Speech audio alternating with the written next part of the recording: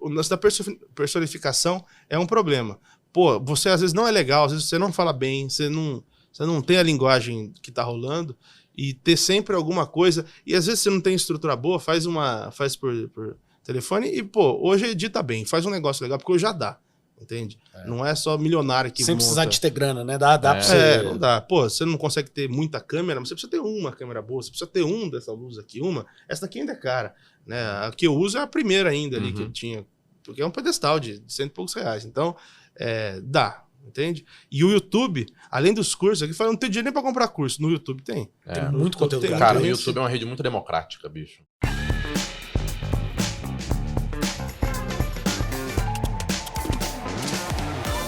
Olá, eu sou Alexandre Abramo. Eu sou o Cleiton Maranhão. Eu sou o André Piunti e esse é o Hotmartcast. Muito bem, Cleiton. É o seguinte, ó. Hoje talvez a gente faça Cleiton cantar música sertaneja nesse podcast de hoje. Não pode, não. Mas a gente vai falar de Creator Economy, mas nós vamos falar também de música sertaneja. Sim. Porque a pessoa que a gente trouxe para este Hotmartcast de hoje é, assim como eu, um jornalista, cara que há mais de 10 anos cria conteúdo pensando em sertanejo, só que nos últimos anos, especialmente não, a partir da pandemia, criou o maior podcast falando de música sertaneja que tem até hoje na internet. E, ó, vou te falar, eu já entrei no é de maratonar. É quando você entra, é quase como se você entrasse num mundo novo, e eu passei mais ou menos um mês assistindo essa pessoa entrevistando. É sempre legal, mas eu vou dizer, se você ainda não conhece, você precisa conhecer André Piunti. Bem-vindo, obrigado por aceitar, Piunti. cara. Pô, muito obrigado, cara. Fiquei muito feliz quando me convidaram. Tão feliz que eu peguei Covid e não vi, né? Era pra ter sido já a gravação. Aí eu fiquei ruim na semana mesmo. Fiquei 2 dias antes, fiz o teste e falei, putz, cara. Nossa. Aí foi... Mas aí assisti, a Nath veio na gravação. Nath Arcuri foi. Aquela semana. Você quase encontrou com ela. Pois é, cara. Eu ia chorar, porque muito jornalista junto. Eu sou filha jornalista, ela é jornalista. Sim. É melhor não. Mas aí, pô, muito feliz de estar aqui. O cara, e aí, a gente tem milhões de coisas pra falar aqui, mas eu queria... Você cria conteúdo pensando em música sertaneja há muito tempo, certo? Você tem um blog, você chama de portal, de blog? Cara, eu tive um blog, eu tenho ainda, mas eu não atualizo mais. Porque ninguém perdeu lê um pouco o mais. sentido, né? Acabou, assim. As pessoas não querem ler no máximo na rede social. Aí eu fiz em 2007 para 2008, que é na faculdade ainda. Aí eu fiquei até pelo menos 2017, 2018 atualizando diariamente. E aí eu já sabia que ia ter que ir para outro lado, mas eu não sabia qual lado ainda. Que lado é esse? E nesse meio tempo eu fui pra rádio. Tô na rádio faz 12 anos, na Rádio Nativa aqui. Tô na Paranaíba, que é uma rádio de Minas, a maior rádio do Triângulo Mineiro. E no meio do caminho fui pra Globo. Fiz o Teló, fiz o Bem Sertanejo, que é o quadro dele no Fantástico. E depois fui pro Encontro. Isso em 2015 ainda. Encontro, tenho contrato lá até hoje. E aí o YouTube vem bem depois, vem na pandemia. Sabia que precisaria ir pra lá. Muita gente já falava, você tem que ir pro YouTube e tal. Mas só que você ficava adiando, porque você tava cheio de coisa pra fazer. Não, e eu tinha um receio de... Como eu tinha conseguido muita coisa, tipo, o cara tava na Globo, eu levava os caras pra fazer um negócio muito legal. Aí eu vou e entrego um negócio gravado de celular, áudio ruim, trabalhar com artista é difícil. Eu falei, não, eu não tenho cabeça ainda pra fazer alguma... Eu não tinha ideia, na verdade, pra fazer alguma coisa muito bem feita. Foi por isso que demorou tanto. Aí, em 2018, o empresário do Felipe Araújo, que é irmão do Zé de Camargo, Zé Camargo Luciano, que é o Emanuel, ele me puxou num DVD e falou, cara, você tá com um canal no YouTube? Eu falei, não. Ele falou, faz, porque olha quanto eu ganho com o Felipe. E o Felipe era um cara que não tinha atrasadinha ainda. O Felipe Araújo ainda era o irmão do Cristiano. Aí ele mostrou, eu não lembro do valor, mas era um valor, tipo, considerável, assim, sabe? Eu falei, então, eu só tenho ele. Imagina você com todos os artistas que você tem contato. E a partir de 18 eu fui na gravadora, fui na Universal, propus um projeto, a gente quase fechou. E aí veio a pandemia. E aí que muda toda a história e que meu canal aparece. Bom, e aí vamos falar do... Eu não vou deixar você perguntar, não. Deixa eu continuar perguntando e aí você vai. Porque o Cleiton fez como se fosse jornalista. Eu tô só assistindo aqui. E aí veio... Meu papel aqui é só fazer pergunta estúpida. E aí vem a pandemia, cara, e na garagem da sua casa, certo? Foi. Na garagem da sua casa, você monta o cenário. Sim. E começa a entrevistar as pessoas. Como é que foi essa virada? Óbvio, você contou aqui que você já tinha intenção, mas foi um empurrão que faltava, tipo, cara, eu já tô aqui, E aí, vou fazer? Cara, quando eu sentei na Universal pra falar do projeto, era um projeto de um canal sobre música sertaneja. Conteúdos. A gente tinha feito quadros, como se fosse uma televisão, um programa de televisão, com vários quadros diferentes, eu ia fazer nesse estúdio. E eu moro no condomínio, do lado do condomínio tem a área comercial. E a gente foi olhar uma sala nessa área comercial, só que a gravadora falou, a gente vai investir, só espera um pouco, porque é aquele dinheiro que vem de fora e tal. Eu falei, então eu não vou alugar agora. E aí o cara não baixava o preço também do aluguel, e nesse namoro com o cara da sala veio a pandemia. E aí a sala, cara, era do tamanho da minha garagem. Aí não tinha dado estalo ainda. Foi estalo mesmo. Tava parado na frente de casa. Falei, o que eu vou fazer? Você olhou a garagem? Eu olhei a garagem, 2 carros parados. Eu falei, não, vamos tirar os carros daí e fechar. Foi assim. Foi de estalo mesmo. E aí demora, né? Porque é caro, mexer com estúdio. Teve que fazer toda a questão, não de isolamento acústico, mas de tratamento acústico. Aí começa o lance de produção, né? Que eu nunca fiz produção, mas trabalho com gente de produção. Tinha uma ex-cantora lá do Mato Grosso do Sul, que é arquiteta hoje, que é a Gabi Carini. Ela foi uma arquiteta famosa no Mato Grosso do Sul. Aí eu falei, beleza, lembra de mim? Ele falou, meu Deus, te acompanho. Eu falei, mano, eu preciso de um estúdio de podcast pra semana que vem. Ele falou, nunca fiz. Eu falei, não, você consegue fazer? Eu falei, sei lá. Acho que consigo, né? Você quer, manda uns prints aí. Aí eu fui procurar, falei, você não consegue isso aí com referência musical? Cara, deu 5 dias, ela mandou de volta. Ela falou, é isso aí. Tipo, lógico que ela fez do melhor jeito, caríssimo, né? Eu falei, eu vou. Eu falei, porra, mas isso aí, sem contar as câmeras. Jeito pra ela, com certeza. Foi maravilhoso. Aí ela falou, isso aí é caro mesmo, porque tem planta no meu podcast, né? E eu falei, de plástico é barato. Sabe que... É nada, é mais caro, 5 vezes mais. Eu falei, porra, mano. Mas sabe que a primeira vez que eu vi um vídeo do seu canal, eu imaginava que era ambiente externo. Porque então, ele dá um clima meio, tipo sim, assim, putz, meio... Tá em volta da fogueira ali. E eu falei, pô, eu não posso tirar essa planta, porque são quadros muito caros. Da pandemia, eu comprar planta de plástico. Aí vai ter que ela virar falou, pai de planta ainda. Não tira não, que vai ficar horrível. Vai ficar ruim. E ia ficar horrível mesmo sem a planta. Tá tudo pensado. E aí foi assim, eu construí na pandemia e eu esperei começar a liberar. Né? No meio da pandemia quente eu não podia entrevistar ninguém. Eu vi em algum lugar, eu não sei onde eu vi, em algum lugar que você começou tentando, tipo, fazer sozinho. Tipo, assim, você falando sobre. Eu fiz alguns vídeos que eu ia falar de sertanejo. E eu testei, no YouTube, todo mundo que trabalha com YouTube tem que testar muito, né? A gente tem essa prática. E eu testava os vídeos e falei, não vai andar. Não vai andar. Assim, só de falar à toa, não vai rolar. É como se fosse um youtuber falando de sertanejo. Eu soltei 2 vídeos e falei, zero de gráfico e tal. Eu falei, não, eu vou estrear mesmo com um podcast. E aí o Sorocaba, do Fernando Sorocaba, tá morando do lado de casa ali. Ele tem um rancho que é na estrada ali. Falei, cara, você não vem aqui? Eu preciso estrear. Chega aí, cara. Vem aí. Ele falou, não, vai. Aí, cara, eu já estreiei com ele. E aí, quando você tem um artista grande, primeiro que... E aí eu sou próximo do Léo Dias. O Léo falou, se precisar de alguma coisa aí, divulgar, manda pra mim. Cara, já mandou direto pra ele, já bombou do lado dele. Aí os outros artistas, vem alguém grande, e não tinha nada pra fazer, não tinha show, não tinha programa de TV. Falou, tô indo aí semana que vem. E aí... Nunca furou uma semana, faz 1 ano e meio. E é bizarro. A gente tava falando disso antes da gravação aqui, velho. Porque o volume de conteúdo que você tem é absurdo. Assim, toda semana tem alguém lá que a gente não fazia ideia que a pessoa existia. E aí você vai lá escutar e você fala, caraca, velho. Tipo assim, é bom pra cacete. E aí você tocou num ponto da parte de fazer o programa sozinho e fazer de entrevista. Essa é uma entrevista interessante hoje que a gente tá fazendo, que pela primeira vez a gente tá trazendo aqui alguém que é um podcaster profissa, né? Raiz, assim. Que vive disso. Que vive disso, né? O que você acha que faz o programa de entrevista ser mais interessante que, por exemplo, você sozinho com mais de 10 anos de experiência em sertanejo falando com a audiência? Cara, o podcast tá repetindo, pelo menos falando pro sertanejo, não sei como eram as outras, as rádios sertanejas sempre foram muito importantes. E a televisão era ali para cantar 2 músicas e não falar muita coisa, e as rádios, até os anos 90 principalmente, os caras ficavam lá meia hora, 1 hora, 2 horas, e rolavam esses papos. Então era sempre legal ouvir os caras falando. Tipo, eu posso contar uma história sobre o milionário José Rico, que, já é uma dupla lá dos anos 70, mas é mais legal o milionário contando. Entende? Na televisão mesmo ele não consegue. Já fiz programa, já fiz um encontro com o milionário e o Marciano na época, e não tem tempo para falar, né? Não dá para... É muita história para pouco tempo. E aí eu acho que o segredo é esse, dos caras irem e não... Eu falo muito pouco sobre o trabalho atual, de qualquer pessoa que tá lá. É mais história. Então, assim... E eu eu tenho esse título que eu me dei, que eu sou o entrevistador de podcast que menos fala de todos. De todos, assim. De todos. Tem o do Milionário, eu contei. Eu falo 5 minutos numa entrevista de 1h20. Então, assim, fui juntando. E é um dos vídeos com mais view que tem, não é? É o entrevista completa mais vista. São 2 milhões só. É maravilhoso. Ele é demais, assim. E será que é porque essa turma tem mais história?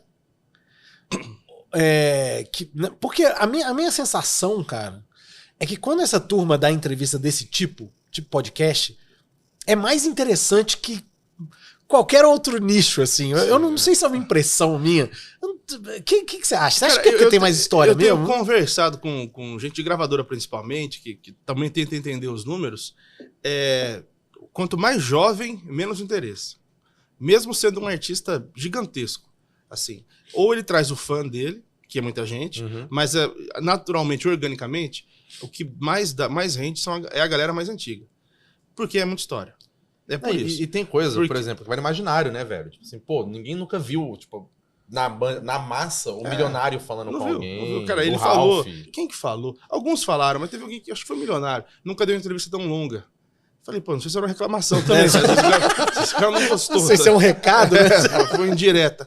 Mas assim, de conversar. Tipo, o Chitão e Chororó. Eu acho que eles nunca deram entrevista na vida deles de 2 horas. Eles na garagem de alguém. E assim, eu cortei... na garagem de alguém, mas que é vizinho também, é quase vizinho. Então, mas... Você nunca viu o Chitão e Chororó. Tipo, ninguém pergunta... Eu também não perguntei, né? Eu tentei jogar sobre dinheiro pro Chororó, né? Eles não gostam de falar. Eu perguntei, tipo, joguei. Aí ele respondeu, você não tem isso, você não vê isso. Falou um negócio da Veja, que aconteceu lá de problema com a revista, mas o cara acaba ficando mais solto. Ele vê que não é de sacanagem aquilo ali. Ele sabe que se ele falar alguma coisa, não vai aparecer, se ele pedir pra cortar. Então tem muito disso. Mas de ver um cara falando, um cara das antigas. Das antigas eu falo, de 2000 pra trás, o interesse fica muito grande. Porque esses caras nunca falaram por muito tempo em vídeo pra ninguém. Entendeu? Você nasceu em que ano? Você é da década de 80, né? 84. 84. Eu sou de 82. Então a gente é da geração... Você tá excluindo ele de novo. Não, mas eu não me importo muito com o Cleiton, não. O Cleiton tá aqui porque a gente precisa de 2 barbudos gordinhos pra poder apresentar um programa. Então. Mas então a gente cresceu na mesma época, né? Que foi... de certa forma, os amigos ali, né, da Globo, sim. que é Chitão e Chororó, Zé de Camargo Luciano, Leandro Leonardo, que foi a turma que estourou nessa época e até hoje são super vistos e que pavimentaram o caminho pra virar uma coisa de massa. Você acha que eu tô certo ou já era um negócio de massa? A gente só não sabia porque... É muito bom que a primeira pessoa que pergunta direito, que é certa, né? É verdade, é isso aí, tipo... Ela sempre foi muito popular, mas se você for na imprensa tradicional, você vai falar que o nome dos anos 80 foi o RPM, que teve lá um disco vendido, acho que 3 milhões e pouco e tal. Só que no interior não existia, cara. No interior era Milionário Zé Rico, era o Fio de Cabelo do Chitão e Chororó, era o Milionário Marciano. Então havia esse descolamento, principalmente da mídia com a realidade. Aí o 90 muda porque eles tomam a mídia, né? Os amigos meio que vêm de uma força ali que não tinha o que fazer. As rádios começam aquele processo acelerado de segmentação. A rádio tocava de tudo, rádio sertanejo, rádio de forró, rádio disso, daquilo. E a rádio MPB também, elas começam a se afastar. E a televisão vira principalmente sertaneja, né? Os amigos ganham programa de televisão, ganham especial, depois ganham programa. Aí as duplas separadamente tiveram programas, Leandro Leonardo, o José e Luciano, Chitão e Chororó. Não na Globo Chitão e Chororó, mas estiveram no SBT e tal. Então, esse 90 muda tudo. Ela sempre foi muito popular. Provavelmente a música mais popular que já teve, porque tem uma explicação que a gente dá. A música sertaneja tem raiz em vários estados do Brasil. Então, aí, tipo, se você tirar São Paulo, ela continua existindo. Se tirar Minas, continua existindo. Continua do mesmo jeito. Continua nascendo nesses pontos. Aí, pô, vem todo mundo junta na mídia, aí atropela todos os estilos, assim. Mas a mudança é 90 mesmo, pelo acesso à televisão e à rádio. De forma maior, assim. Cara, tem uma teoria... Eu nunca falo ela com ninguém, então vamos falar em público pra eu passar vergonha em público. E às vezes o Piunte ajuda a gente a construir esse negócio. Eu tenho uma teoria de por que a música sertaneja é tão popular e óbvio que tem origem nas raízes, mas que eu acho que o pagode tem um pouco também, que é uma música que conta história de um jeito mais simples, mais popular do que os outros estilos musicais. Então, por exemplo, na hora que você pega a MPB, Eu não tô falando que, o Tom Jobim não tá contando história, mas tem uma, demais, né? tem uma sofisticação naquilo, que é um negócio que às vezes afasta, um Djavan, né? Agora, na hora que você vai pra música sertaneja, ela conta a história de um jeito... Cara, é contação de história. Então, eu tava cantando Jean Giovanni, o convite de casamento hoje com o Cleiton. Não vou cantar aqui. Você sabe que a gente já teve um programa de YouTube na Hotmart que foi cancelado exatamente depois que a gente cantou no episódio. A gente cantou Juntos e Shallow Now. Aí acabou. A gente fez uma versão pra Juntos e Shallow Now. Eu vou procurar. Tá público. Você acha que isso faz algum sentido ou é maluquice? Cara, acabei de lembrar, você me perguntando, o Renato Teixeira falou sobre isso e eu esqueci de perguntar na minha entrevista. Eu fiquei com raiva. Ele fala em algumas entrevistas que o sertanejo lá de trás e de hoje é a mesma coisa, só mudou a época. Ou seja, ele falava da vida da pessoa, do cotidiano das pessoas, lá na década de 30, 40, 50, e não aconteceu nada. Ele fala de hoje também, só o que mudou foi a vida mesmo. O cara não levanta de manhã pra tirar leite, por exemplo. Levanta, mas menor, né? Pra mandar um WhatsApp. Exatamente. Então ele falou, cara, o pessoal pergunta pra ele, tentando ser crítico, pra que ele responda com crítica, ele fala, não, cara, é a mesma coisa. Se você não tá gostando, você não tá gostando da vida das pessoas atualmente. A sua vida é muito ruim, mas ela retrata a vida do cotidiano, assim. Ela é a música que mais se aproxima disso. O samba também, né? O samba pagode também. O pagode até mais do que o samba, se bobear, né? Fala tem menos de trabalho, mas fala de relacionamento. Todo mundo ou tá ferrado, ou tá triste. Sabe? A música romântica ela é mais forte dentro do sertanejo. Eu acho que todos os gêneros, porque fala de tristeza, no fim das contas. O pessoal não gosta que eu falo tristeza e triste. Não, tem que falar que é música romântica. Romântica é triste. Eu discuto no canal lá, eu respondo. É porque alguém se ferrou pra essa música ser feita, né? Não, música de romântica é declaração. Teve até um entrevistado seu que ele fala disso, que ele tava se divorciando da esposa, né? Cara. E ele fala, não, aí... Foi o do... Que música? Foi do João Marques. Que música que era? Era uma música do Chitão de Chororó. Coração Quebrado chama, que eu ouvi essa música desde criança, ela é de 86, 86. E eu falo, cara, é muito triste isso, porque as frases são pesadas, sabe? Aí eu falei, pô, cara, não é possível que você não tava mal. Eu tava. Tava malzão. Eu fiquei meio sem jeito na hora que ele falou. Eu achei que foi nada. É melhor que ele comece respondendo assim, não, inclusive tem que mandar um abraço pra minha esposa aqui, mas essa é uma música sobre minha ex-esposa. Era que a esposa atual tava ali. Aí ele mandou um beijo pra ela, é minha ex-esposa. Foi muito bom. Aí foi que eu fiquei mal. E o cara ficou triste ele falando da história. Eu falei, não, é música triste. E eu acho bom, é o meu estilo preferido. Eu não gosto de chamar de romântico aquilo, entendeu? Mas o lance do retrato da sociedade é isso mesmo. O sertanejo sempre foi e muito próximo. Eu acho que é uma tendência de todo mundo de sofisticar. O sertanejo tem uma coisa assim, se sofistica eu nunca conjuguei assim. Mas tá certo, sai da frente, entendeu? Perde espaço. Porque é uma música simples. Raiz, é uma música de fácil identificação, é uma música que é comercial mesmo. Não tem é uma música que ela agrada todas as classes. Tipo assim, cara, você vai ver a galera que curte sertanejo, você tem o ricaço que curte sertanejo e você tem o cara que tá trabalhando na obra que curte sertanejo também. Tem essa época que ele falou da virada dos 90, foi a última época em que ainda havia vergonha, né? Os caras não falavam que ouvia. Tipo, se existisse, não sei como era a Faria Lima nos anos 90, então o cara, não, imagina, você acha que eu vou sertanejo? Hoje o cara admite. Eu tinha uma pasta num pendrive que chamava Eu Não Gosto. A pasta desse pendrive basicamente tinha sertanejo, tinha um pouquinho de pagode e todos os discos do Roupa Nova. Então, eu não tô brincando, eu tinha uma pasta que chamava Não Gosto, porque eu era do rock and roll. Então eu não podia contar para as pessoas que eu gostava de sertanejo, que eu tinha que manter eu tinha que manter uma... Ainda bem que surgiu o Hudson aí no mercado. Mas assim, você vê que bobajada, mas é coisa de adolescente também, né? Porque adolescente tem essas coisas, até hoje tem. Mas eu acho que não existe mais. Assim, não, né? Não pega mais isso. É porque o sertanejo era velho, né? Era visto como algo velho. Sim. Hoje, e não era, né? Sempre teve gente da geração tocando. Sim. Mas hoje eu acho que... Se bem que não tem muito contato com gente de 15 anos, assim, mas eu acho que já é bem assumido já. Sim. Você tem muito influenciador caipira, nesse estilo. Tem na Castela, Boiadeira. Tubarão lá. Tubarão, de Minas. Que ele teve uma paralisia, ele tá fazendo piada da paralisia. É muito bom, Então, assim... Mas foi quebrando barreiras, viu? E, cara, isso é uma coisa engraçada, que... Quando você foi pro jornalismo ali, tipo, vamos pensar aqui, até dando uma mudada rápida pra Creator Economy, todo mundo que a gente vai falar sobre qualquer coisa pra pessoa criar na internet, pessoa, eu não sei sobre o que eu falaria, eu não sei em qual nicho eu ia atuar. O seu negócio com sertanejo brotou como? Assim, no meio da faculdade, já falou, tá, eu gosto de sertanejo, vou escrever disso? Eu queria fazer alguma... Assim, a realidade, eu acompanho desde criança, eu gostava. Quando o Leandro faleceu, eu era aquela pessoa que ficava na televisão 24 horas vendo a cobertura. Eu gostava de jornalismo desde de novo e queria fazer.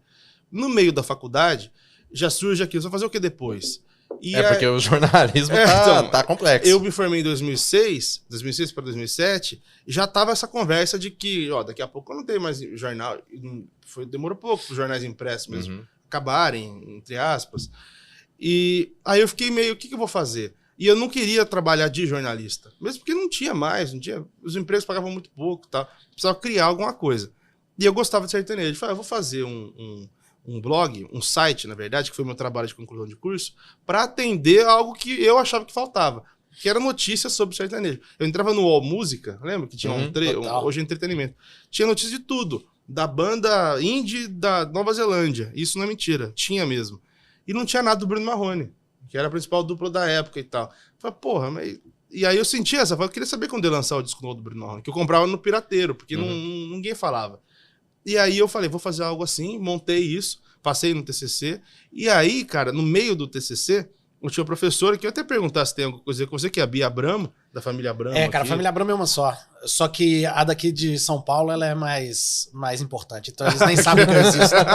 Mas é meio... Tudo a mesma família. Né? Da fundação, tudo. Tudo a mesma família. Aí a Bia Abramo era minha professora de um dos cursos de jornalismo. Ela falou, tem um negócio nos Estados Unidos que está virando muito, que é blog. Que é um formato que alguns jornalistas de grande empresa estão saindo para montar os próprios e fazer como negócio. Como a galera faz canal de YouTube hoje. Sim. Falou, então, você não vai conseguir manter esse portal sozinho, porque é um portal como se fosse o UOL só de sertanejo. Faz no meio um blog para você poder colocar as coisas rapidamente, assim, um show, uma notícia rápida. Aí eu montei, antes de apresentar o TCC, e aí quando eu me formei eu falei, realmente não dá para manter o portal. Eu vou manter o blog. Eu tirei o blog e fiquei só com ele. E foi assim que eu entrei no meio da música, assim, não é por família ou nem por indicação. Foi pelo blog que eu montei. Caramba. Programei, tudo horrível, mas programei, jornalista programando. Aprendi a fazer algumas coisas e aí começou. Não, e é muito massa que você também foi se adaptando às mudanças de mídia, né, velho? Porque... que eu acho que é o mais difícil, cara. A mudança é muito cruel, assim. Você fica muito doido, assim, de cabeça. Tipo assim, porra, eu fiz isso por 10 anos, agora eu tenho que fazer de outro jeito. E meio que quase do zero. Quase assim, começar de novo. Depois você vê que não é do zero. Mas na hora de... Por exemplo, rede social... eu me lembro uma vez que a transferência do Neymar para o Barcelona, que foi 2 meses, todo mundo falando disso, quem deu a notícia foi o Neymar, no Instagram dele. A imprensa tentou furar. Nesse dia eu lembro, eu falei, cara, ferrou, porque não foi ninguém que deu. Acabou esse lance. Cara, teve um cara que deu. Isso marcou. Só que a galera não prestou muita atenção na época. Que é o Marcelo Beckler. Ele foi um cara que ele tava lá. Ele falou. Só que a galera não tava acreditando nele, sabe? Então isso que você tá falando faz todo sentido, que é o seguinte. Cara, nem no jornalista, teoricamente, dando furo, a galera acredita, mas a galera acha que é fofoca. Então... porque tinha muita gente chutando. Tinha cravado de Real Madrid, muita gente. E aí eu me lembro que eu sozinho falei, puta merda, o cara anunciou... Todo mundo tava pedalando atrás dele. Falei, perdeu a... Não, o cara furou a mídia, né? O cara furou a mídia. Virou a mídia. Assim, lógico que não é isso, mas dá uma porrada em quem trabalha tentando dar notícia. Aí eu já sabia que ia ter que ir pra um lado. Aí eu fiz muita coisa, enfim. A ida pra televisão me ajudou muito profissionalmente também. Imagina. E era um objetivo, casca, né? E era um objetivo também. Eu queria estar na Globo pra falar de sertanejo na Globo quando precisasse. Aí eu consegui isso com o tempo. Entrei na Globo pelo Bem Sertanejo do Teló. Sim. Lá no Fantástico. E aí você fica conhecido no meio, né? Ajuda muito, né? Tudo Agora, você acha que... Isso é uma pergunta que ela não vale só para jornalista, né? Na sua opinião, o que você acha que impede tanto a galera de abraçar essas mudanças de mídia? Porque, por exemplo, enquanto a gente tá conversando aqui, aí de repente, sei lá em que ano você tá vendo esse podcast, tem algumas mídias que estão passando por umas mudanças bem aleatórias, né? O Instagram tá mudando bastante o jeito de entregar, o TikTok... Tem até essa polêmica agora de TikTok fazendo trend de como os artistas lançam música e tudo mais. Mas o que você acha que faz a galera ser tão resistente, mas ao mesmo tempo, por que faz sentido às vezes ser resistente? Cara, eu acho que a maior dificuldade da geração nossa vai ser essa. Tem sido essa, Porque, primeiro, que não é claro. Eu acho que não ser claro atrapalha não. Deixa tudo difícil das pessoas fazerem esse movimento, mas eu também não sei se eu fosse dono da plataforma, eu deixaria tudo muito claro, né? Sei lá, são dois lados muito, cada um com seus interesses. Eu não sei se foi a Natália que falou aqui, a Nath, que falou sobre isso aqui. Tem muita gente dependendo de uma plataforma só. A pessoa, ela é do Instagram. Foi a Nath. Foi a Nath, né? Isso eu acho que é o maior problema hoje. Eu achei que o Instagram não fosse durar, essa coisa de influenciador, não fosse durar até hoje. Mas eu acho que a pandemia deu uma sobrevida muito forte a isso. Mas é que uma hora acaba. Porque o Facebook, como era, ele acabou. Ele é outra coisa hoje. Então eu acho que isso é muito problemático. Então a primeira coisa é, mesmo a galera que está começando, é começar fazendo o próprio nome. Se é o Instagram, já tá lá. Mas eu não uso muito TikTok, mas o meu TikTok é atualizado. Tem gente que vai lá e atualiza, porque precisa estar nos outros lugares. No fim, o que vai ficar é nome. Tem que fazer nome. Então, assim, eu não tive dificuldade de entrar em outros, porque eu queria entrar em outros. Eu queria estar na internet e queria estar na TV. Então, eu enchi o saco para conseguir fazer isso. Mas é uma preocupação que as pessoas têm, porque precisam ter. Porque hoje vai ter gente ganhando dinheiro no Instagram, deve ter gente ganhando dinheiro no Instagram, que amanhã não tem o que fazer se o Instagram afundar. Entende? Isso é muito louco, cara. E, tipo, faturando muito alto. Eu acho que é uma preocupação que você precisa pensar como se fosse em todos. O YouTube eu não coloco no meio, porque o YouTube é difícil, né? Precisa de uma estrutura para fazer algo mais ou menos. Mas não dá para depender de uma só, não. Acho que a galera tem que entender que é o comum. É difícil, é duro de se adaptar, mas se quiser viver digitalmente, vai ter que ser assim. Cara, que distância você acha que a gente tá hoje de um lançamento sertanejo grande 100% digital? Sem usar rádio, sem usar as mídias tradicionais, grande. Eu tô falando assim, um negócio de impacto de verdade. Ou isso já aconteceu e a gente não percebeu? Cara, aconteceu, mas a partir do momento que cresce demais, ele não fica só digital mais. Não faz sentido porque tem rádio. A rádio ainda ela é muito importante. E, assim, até mais importante que a internet. A difusão, né? Ela chega em lugares que a internet não chega. E eu devia ter pegado referência de um estudo desse ano mesmo, do tanto de gente que não tem internet ainda, e o tanto de gente que tem internet, mas que não presta. Que a pessoa não consegue ficar vendo muita coisa. Tipo, então, consumir música. O cara usa para um trabalho, ou para a família, mas para pegar um YouTube, ou pegar um Spotify, uma Deezer, ele não consegue. Então, acho que está muito longe. E, na verdade, eu acho que nunca vai existir só 100% digital, porque, pelo menos no Brasil, a cultura da rádio é muito forte. A cultura do interiorzinho, eu falo assim, o cara não tá no Spotify, lá não sei aonde, mas tá na rádio.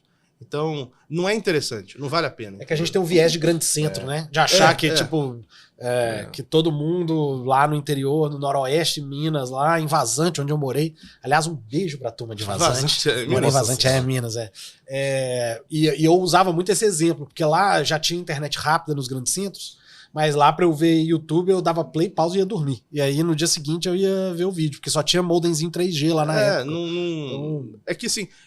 Tá longe, mas também eu acho que mesmo que estivesse perto, os caras não vão querer. Não faz muito sentido. Uhum. E ainda assim, eu acho que os profissionais que trabalham com lançamentos de música ainda estão aprendendo muito a lidar com isso, né? Tem a galera de gravadora que é dedicada a isso, entra de cabeça, mas ainda o domínio não é total. Ninguém acha que tem o domínio 100%. Muda muito rápido, né? Cara, então... e a minha sensação é que o podcast, né, o podcast como ele tem mais de rádio do que de TV. Ah, não, com certeza. Com certeza. Então, eu acho que fica mais claro ainda o que você está dizendo, do tanto que o rádio é relevante no Brasil. Porque esse formato aqui que a gente está fazendo, beleza, tem um tanto de gente assistindo no YouTube, mas ele é um formato mais de rádio do que de TV. Exatamente. É rádio, tanto isso aqui é rádio, né? É rádio. A referência total de rádio. Por exemplo, eu ainda editava muito no começo. Eu fazia uma edição meio televisão. O cara falava, a respiração eu já cortava. Cortava o respiro. E aí eu falei, não, vou soltando aos poucos. Hoje eu só edito, tem que tirar mesmo alguma coisa. Mas não edito. Troquei uma câmera meio errada, vai.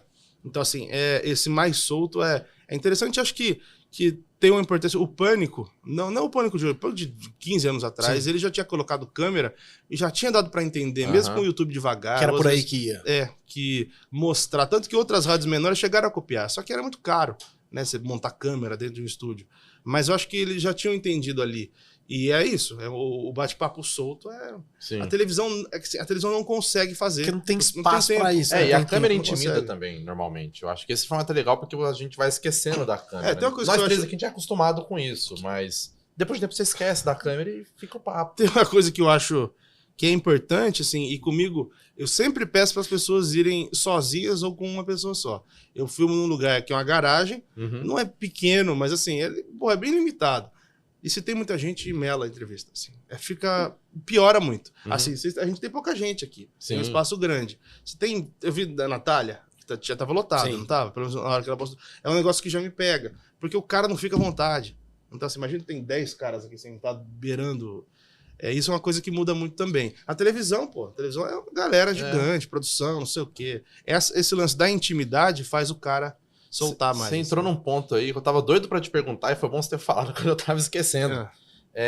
Cara, como que você faz pra deixar a galera tão à vontade nas entrevistas? Como que você vai deixar um entrevistado confortável e até falando coisas que ele não pensava em falar? Bebida só teve um. Que foi o Léo Chaves. O Léo, ele levou e falou no ar, né? Eu vou tomar um uísque aqui com um pouquinho de Guaraná, acho que foi. Ele pôs isso aqui de Guaraná e isso de uísque.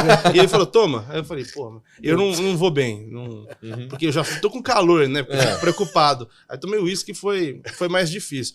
Mas a maioria, assim, 90% das pessoas que vão lá eu já entrevistei em algum momento.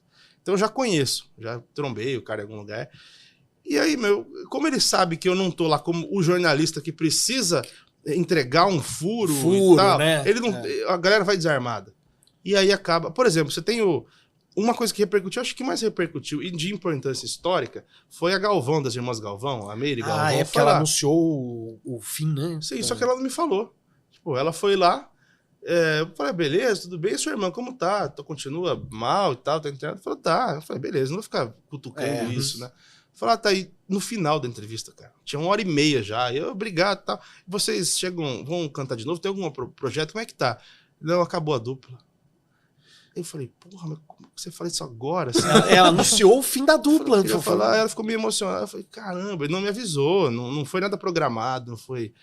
Então, assim, é porque a pessoa viu que, tipo, depois de 1h30 conversando, o cara só quis saber das histórias boas, né? Não quer ficar apertando ela. Sofreu assédio, a galera fica tá muito carregada pra tentar puxar. E o meu lance é mais falar da história. E no final ela deu uma dessa, assim. Tipo, o maior furo que talvez no canal de importância histórica, assim, e veio totalmente natural, assim. Não foi uma pergunta. Deixou a pessoa à vontade, né? Você ela quis tornar contar o papo sobre o convidado. Total, tipo, e aí, por ter essa confiança, a Paula Matos foi lá, a Paula Matos assumiu que era lésbica, ela nunca tinha falado do assunto.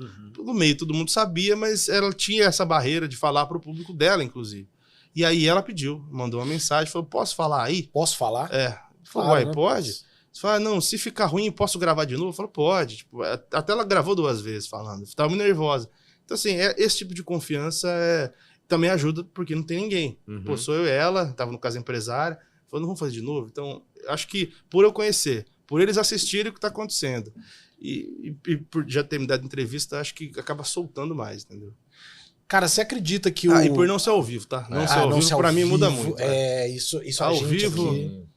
A gente resolveu não fazer ao vivo, culpa minha e do Cleiton, porque a gente sabe que nós somos 2 máquinas de falar bobagem. Então, depois você falou a piada, você falou, acaba a entrevista. Um abraço.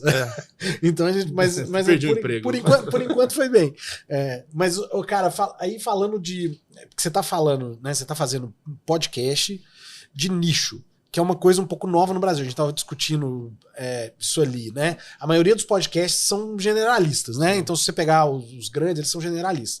Tá começando a aparecer os podcasts de nicho. Tem alguns que já tem um pouquinho mais de tempo, mas assim, então, nos últimos 2 anos é que eles tomaram força. Você acredita em tendência disso? Ou você acha que vai ser mais ou menos como tá agora e não desenvolve muito? Eu acredito que sim, mas assim, as pessoas para falarem sobre determinados assuntos já existem. Eu acho que, eu até te falei antes, eu acho que falta um trabalho mais de agência, eu não sei, eu falo agência porque eu sou totalmente ignorante de publicidade, mas profissionais dessa área que consigam fazer essa conversa.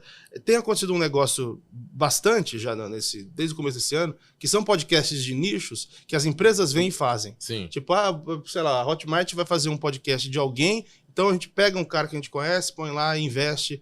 Eu acho que esse modelo não funciona. Meu sonho é que a Não empresa funciona. resolva fazer um de pudim. Tipo, você já viu as suas postagens. O Cleiton é um especialista em pudim que tem, então. Eu tenho umas discordâncias com não. coisa do furinho ou não, mas aquilo é... É melhor a não entrevista entrar. tava tão boa até agora. No final da entrevista a gente discute se é com furinho ou não que é o bom. Sim. Esses dias minha mãe fez um pudim, tava com furinho. Eu, putz, velho. Então, mas o Falei, bom... mãe, tá ótimo. Não, é bom aquele que desmancha, estragado. Eu Ah, gosto sim. daquele. Tem gente que- Entendi. Você gosta do bonitinho na forma. Não né? necessariamente, mas mais cremoso. Assim. Vamos... Mas a gente... Mas nos podcasts de nicho... Mas eu acho que tá muito errado isso. Eu até vi, eu falo porque eu vi ontem. Tipo, a empresa. Posso falar o nome de empresa? Não vou falar o nome da empresa. Sei lá, uma boa. a Volkswagen quer fazer um podcast de carro. Aí ela pega o Cleiton, que é o ator da Globo. Fala, vamos fazer um podcast em 6 meses eu banco. Isso não dá certo. Pega alguém que é do ramo. Hoje não existe ninguém que faça podcast de nicho que não entenda do assunto, entendeu? Porque as pessoas que entendem reconhecem que o cara não sabe nada. Entende? O feedback principal que eu tenho é assim, como é que você conversa igual para igual com os caras mais das antigas? É porque eu sou desse meio, eu Você é do cubro meio, isso faz você 15 Você anos. conhece. Eu não sou um jornalista contratado para apresentar um negócio. Uhum. Tá acontecendo bastante isso com as empresas. Eu acho que é um puta furada, cara. Tem muita gente fazendo muita coisa no YouTube. Pega esse cara que sabe falar do assunto, porque as pessoas reconhecem, mesmo que ele não seja tão conhecido. Funciona. Eu acho que um dos caminhos do nicho é esse. Acho que vai ser. O Boni Pai, Sim. quando ele saiu da Globo, acho que era final dos anos 90, ele falava da segmentação.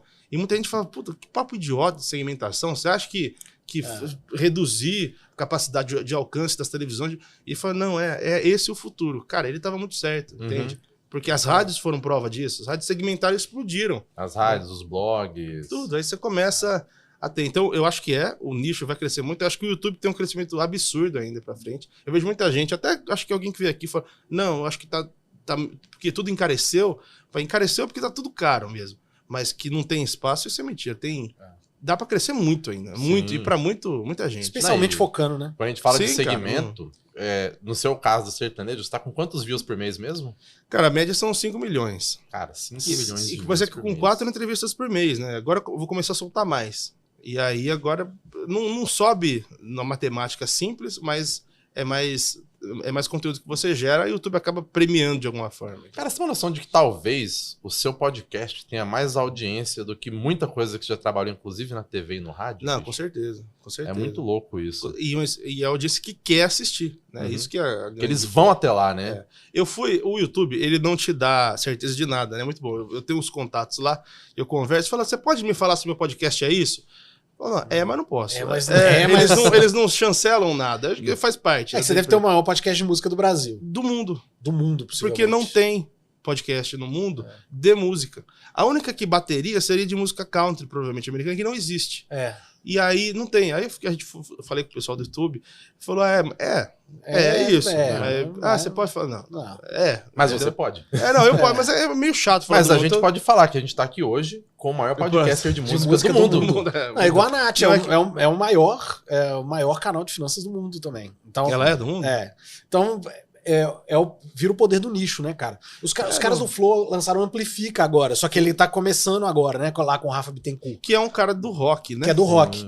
Eu vi acho que alguém até me pediu contato sertanejo pra ir pra lá. Eu acho legal, tem que fazer, cara. Cara, isso é Tem que muito fazer, legal. E olha que louco. Se a gente para pensar, faz o quê? 2 anos que você começou a executar o projeto do podcast. Em uma coisa que ninguém tava fazendo. Em um meio que ninguém tava fazendo.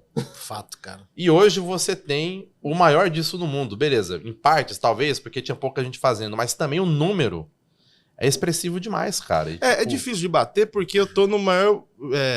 na música mais consumidora do Brasil, né? Uhum. É difícil... Você tá no maior nicho de música, né? Por exemplo, você pega o Podpah, se ele quiser separar e fazer só de rap e tal, hip de hop, funk, talvez ele consiga. Eles são muito fortes. Uhum. Mas se ele começasse só com isso, talvez fosse mais difícil. Entende? Então, ou menos duradouro. Uhum. E aí não faz sentido, eles estão explodidos com tudo ali. Ele não vai. Mas eu acho que agora não vale a pena mais lançar um podcast do tamanho desses caras. E eu sou cópia mesmo. O Flow foi o que... Eu olhei aquilo, eu não sabia o que fazer no estúdio. Eu sabia que ele ia fazer entrevista, mas não tinha formato. Aí eu assistia desde o começo, eles até antes da pandemia. Falei, não, eu vou fazer isso aí. Eu consigo trazer os caras, eu ponho o microfone aqui, outro ali. Eu sei entrevistar, eu consigo entrevistar os caras. Eu faço uma imagem melhor, isso foi uma coisa que me pegou muito tempo. Eu sabia que eu tinha que fazer uma imagem melhor. Tanto que eu enchi muito o saco, eu já falei isso algumas vezes de diretores que trabalharam comigo, que são meus amigos, falaram, não, tá ruim, me ajuda. Até acertar a imagem, comprar a câmera, aí eu comecei. Assim. Eu não tenho nenhum vídeo que a imagem seja meio porca. Assim. Você não fez aquela coisa, eu comecei com o celular. Não. Eu comecei fazendo direito. Não dá pra chamar o milionário que gravou 800 DVDs e falou, faz aqui. Não dá. Não. Mas dá pra, em outros nichos dá. Assim. Você não tem condição, tem que fazer. Sim. Mas com o celular dá pra gravar bem. E pra aprender, o YouTube tem de tudo. Ou comprar curso aqui também. Exatamente. Quem diria, né? Inclusive, você comprou o curso. Cara, depois que eu aprendi a fazer o vídeo, eu falei, eu preciso entender o YouTube, que eu realmente não entendia. E aí eu consumia todos os vídeos possíveis, que foi quando eu conheci o Peter. E aí, cara, ele fez uma aula de 1 hora e pouco sobre um curso dele, que eu falei, cara, a aula que ele deu é melhor que o curso, até. O cara entregou todas as informações. Daí peguei e comprei o curso dele. E tudo que ele falou realmente aconteceu, cara. Eu consegui virar o canal muito rápido, que ele falou que era a maior dificuldade. O meu veio rápido porque eu tinha artista. A artista puxa muita audiência. E a partir de então ele falou, um dia o seu AdSense, que é bom, vai ser o último faturamento. E isso é hoje. Sim, então os patrocínios já estão te gerando mais receita do que... Eu tenho patrocínio, eu tenho a Deezer, né, que tem exclusividade nos podcasts, que é o projeto que eu apresentei lá atrás. Eu falei, cara, vocês não querem pegar? Eu vou trazer todo mundo. Vai comigo? Aí eles toparam também, porque a gente já era meu parceiro. E aí tem questão da rede social, que eu tô tendo que trabalhar, porque vem muita coisa por lá também. E aí o YouTube fica por último. Mesmo quando... eu tô na expectativa das eleições, né? Porque diz que vai ser muito mais dinheiro, vai chegar dinheiro novo. E tá em dólar, então eu tô achando que vai ser muito bom para esse segundo semestre. Mas ele fica para trás mesmo. Cara, que é muito louco, né? É sua maior audiência, então... É o que segura mas o negócio. Mas a receita não tá lá. Ele... E assim, é boa a receita do YouTube, sempre vai ser. E agora que eu falei, o meu pior mês de todos foi agora o último, que foi quando eu peguei Covid e eu coloquei o mínimo de conteúdo possível. Agora, voltando, ele acho que vai dar mais dinheiro. E eu acho que dá pra muita gente viver de AdSense, sim, e a galera aprender. Tem muito curso. Eu falo do Peter porque foi o que eu usei e que funcionou mesmo. Não, o Peter bom, cara. O Peter sabe o que tá falando. Não era furado, assim. E a última vez que a gente conversou, inclusive, na hora que você falou dessa reunião, eu falei, cara, a gente gravou com ele ontem. Pois cara. Eu falei, puta. Cara, o Peter é um cara que conhece de verdade. Não é aleatório. E eu tinha muito. Eu falei na primeira vez que eu vim aqui, eu era o cara preconceituoso dos cursos mesmo. Eu olhava o Hotmart e falei, não vou comprar essas coisas, não. Até que eu caí no curso e deu certo, cara. Cara, mas eu tenho isso eu acho que é geracional, saca? Você acha? E jornalista, cara. Jornalista também. Jornalista, cara. Jornalista é muito crítico, cara.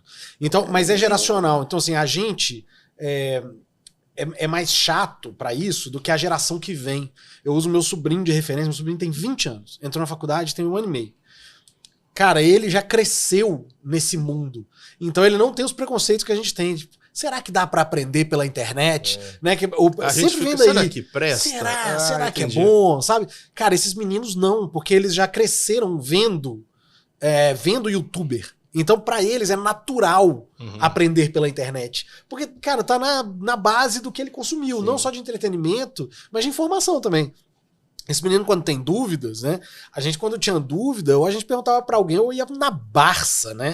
Isso, assim, cara. A gente pegou a Barça. A gente pegou. O que é mais? Então, assim, a gente ainda pegou enciclopédia, né? A internet surgiu... Em biblioteca, né? Em biblioteca. Então, assim, essa molecada já surgiu... Aí veio o Google, aí a gente perguntava no Google. A molecada já pergunta no YouTube. Então, eles vão lá, tipo, como fazer tal coisa, e dá play num vídeo. Né? Cara, isso é um meme, mas aconteceu semana passada comigo. Eu tive um problema no meu Final Cut, que eu não edito mais, mas eu dou uns tapas no final. E deu pau total. E eu procurei o problema e era uma criança de 12 anos. Era criança, não era jovem. Era criança mesmo. O menino não tinha nem voz. Cara. Oi, o Final Cut você faz aqui. Eu falei, puta, velho. E assim, provavelmente ele resolveu muito mais rápido o problema do que um professor que a gente cheguei a fazer informática também, né? De fazer nos computadores. Cara, mas é muito louco. Isso que você falou de, às vezes, a gente ter essas barreiras, e não só sobre consumo de informação, mas até sobre o tipo de conteúdo que a gente faz, atrasa demais a gente, né? Tipo, muito. Por coincidência, assim, eu fui da época dos blogs ali pra 2007, 2008 até 2011 e tal, E tinha um evento aqui em São Paulo, chamava Blog Camp. Rolava em vários estados. Aí, tipo, no ano de 2008, tinha um debate, tipo assim, se blogs deveriam ser feitos só por jornalistas. Cara, é muito engraçado. E esse debate voltou agora com o podcast também. Tipo, cara, falo, gente, cara, tipo pelo assim, amor de Deus. vocês não entenderam a mensagem que o tipo de muito mídia tá passando. É muito louco. E aí você tem as pessoas que são mais resistentes a consumir um tipo de conteúdo e chega uma hora que você tá lá e a pessoa vicia Cara, naquele a conteúdo. imprensa, ela é meio contra podcast. Ela tem um... Muito protecionista, tem um, cara. muito, cara. É. É assim, tem portal que nunca deu uma notícia minha, mesmo sendo...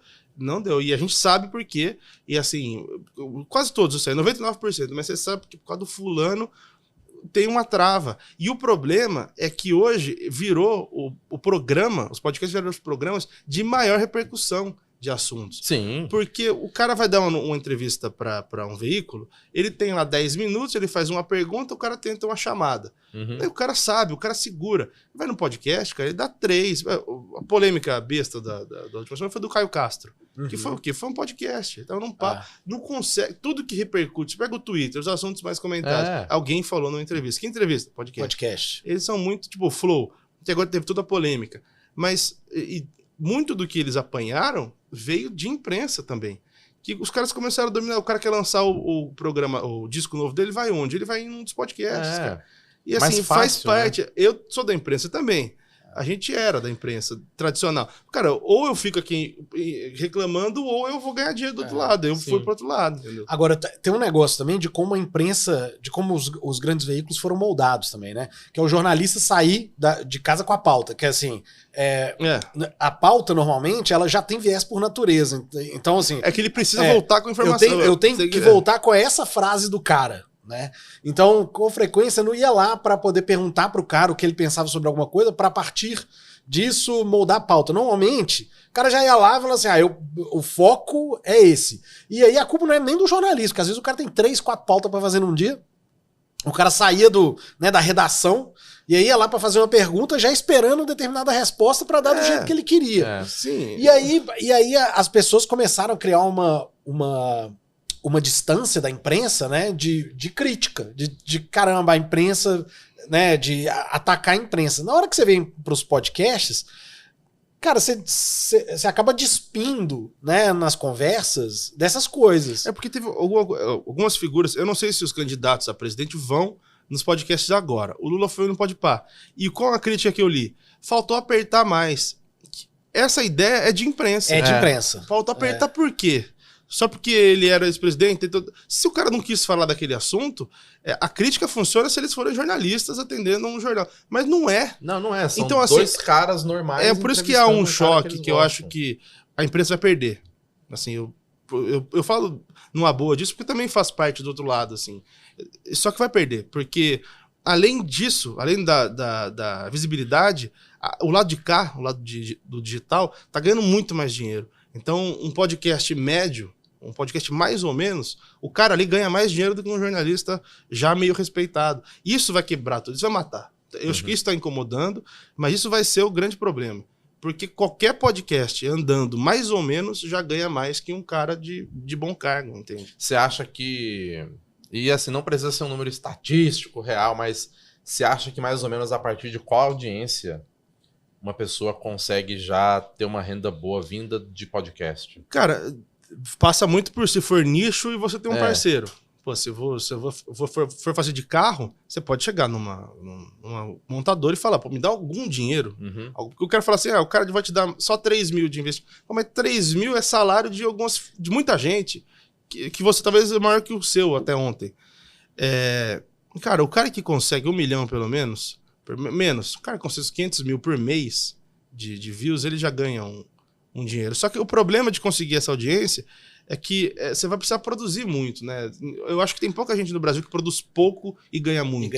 Só essa galera muito grande. Assim, o Felipe Neto, não sei se o canal dele é diário, mas é uma pessoa que pode ficar um tempo sem e volta. Mas também não volta de um dia para o outro, tem todo um processo. Mas para quem é pequeno e tá começando, tem que produzir muito. Ritmo. Precisa até pegar. Só que aí, se você consegue pegar um canal com 500 mil por mês, você já consegue chegar em alguém e falar, vem comigo aqui, tem 500 mil pessoas vendo isso aqui todo mês, pô. Onde você consegue isso? que gosta do assunto. É. Então, por isso que o nicho é interessante, né? Agora, aí a gente volta naquela conversa lá das agências, que assim, independente de ser as agências, né? Vamos falar, o anunciante. O anunciante não aprendeu a trabalhar com nicho, certo? Eu acho que não. Assim, você consegue, o seu anunciante hoje, ele é mais voltado a agro? Qual que é o nicho que te pega mais Ou voltado para coisa de campo, ou assim, ou gente que presta serviço para artista ou para escritório musical. Por exemplo, vai entrar um agora que o cara tem uma empresa de marcas e patentes focado em artistas. Então, assim, é bom onde ele vai ali. Perfeito. Entende? Mas porque ele é um cara, um amigo dele é do meio. Tem um grande amigo assim, que eu levo. Não é agência, não é agência. Por agência, não vem. Tanto que eu fechei agora tem uns 2 meses que a gente assinou, com a Flox, que é uma empresa do Rio, que eu fechei muito com eles porque eles vão fazer fazem um relacionamento com as plataformas. Então os caras estão dentro do Quai, do YouTube, do TikTok. Isso pra mim é até mais importante. Mas eles têm o trabalho de agência também. E você vê que assim, tem toda a questão dos estudos que eles fazem, mas falta por exemplo, tem muito, vocês pegaram, principalmente lá em Minas, tem muito programa regional sertanejo de televisão, de manhãzinha e tal. Esses caras ganham muito patrocínio. Por quê? Porque o cara vai lá na rede de supermercado da região e ele pega 5 mil, pega 10 ali. Acabaram de ganhar propaganda de graça aqui. Então, eles acabam ganhando mais dinheiro, essa galera, de um programa que é regional, do que um youtuber que tem uma divulgação muito grande. Então, eu acho que esse é o maior problema. Para mim é isso. Quem chega com anúncio para mim? O empresário que conhece um cara que quer divulgar. Isso acontece bastante. Empresário de alguém que me conhece, falou, fulano que tem uma marca tal, quer divulgar com você, como é que faz? Aí manda para mim. É basicamente isso. E o artista, o Teodoro Sampaio, tem 80 e poucos anos, que não nada da geração, ele me manda patrocínio. Falou, tô com um cara aqui, vende máquina, não sei o quê, vamos por aí. Porque ele pega o programa dele, que é regional, e passa. Então, eu acho que nisso tá atrasado. De verdade, assim. Eu não sou da área, mas falta. Sim. Falta. E eu sei que essa turma toda também pedala. Os grandes aí também pedalam de conseguir esse contato, entende? Vamos dar uma dica para aquela pessoa que tá acostumada a consumir conteúdo, ou seja, ela já, cara, consome muito, mas quer começar a produzir.